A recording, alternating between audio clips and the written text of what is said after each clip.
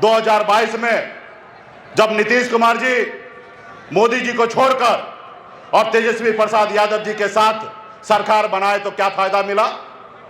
कई लाख युवा को नौकरी मिला। सामाजिक न्याय मजबूत होने के लिए जातिगत जनगणना हुआ, और जातिगत जनगणना हुआ तो पिछड़ा, ओबीसी, तमाम दलित भाई सबका आरक्षण का दायरा बढ़ा। आप कल्पना कर कीजिए, अगर भाजपा का सरकार होता तो क्या आरक्षण में बढ़ोतरी होता? बताइए, भाजपा का सरकार होता तो क्या आरक्षण में बढ़ोतरी होता? नहीं होता, क्योंकि वो सरकार लालू प्रसाद जी के विचार पे चलता था, इसलिए आरक्षण में बढ़ोतरी हुआ साथियों, इसलिए आरक्षण में बढ़ोतरी हुआ। अगर भाजपा के साथ सरकार होता तो ये 6 लाख युवा को नौकरी मिलता? नहीं मिलता साथियों, युवा को नौकरी नहीं मिलता। ऐसे तो 17 साल से तो है ना भाजपा का सरकार, नीतीश जी के साथ है, तो बता दे कि कब आपने नौकरी कितना बड़े संख्या में दिया? नहीं दिया। जब भी बिहार में तरक्की होगा, गरीब पिछड़ा का आंख का आंसू पोंछा जाएगा, तो भाजपा वाले आके अरंगा डालने का काम करेगा साथियों, अरंगा डालने का काम करेगा। तो इसलिए हम लोगों को भाजपा को बिहार से बाहर रखना है साथियों।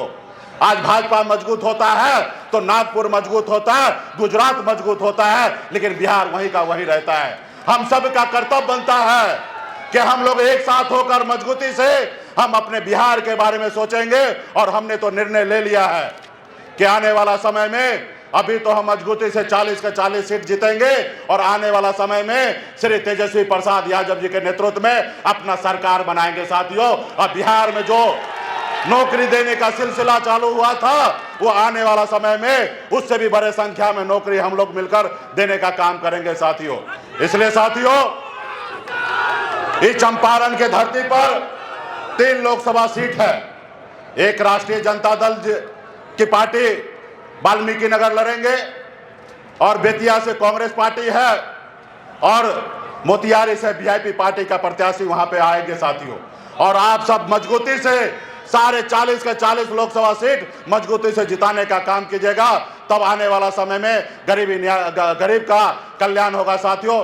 बहुत बहुत धन्यवाद देता हूं मंच पे उपस्थित सारे नेता को, बहुत बहुत धन्यवाद, और इस सभा में बड़े संख्या में उपस्थित सभी नेतागण को बहुत बहुत धन्यवाद देता हूं।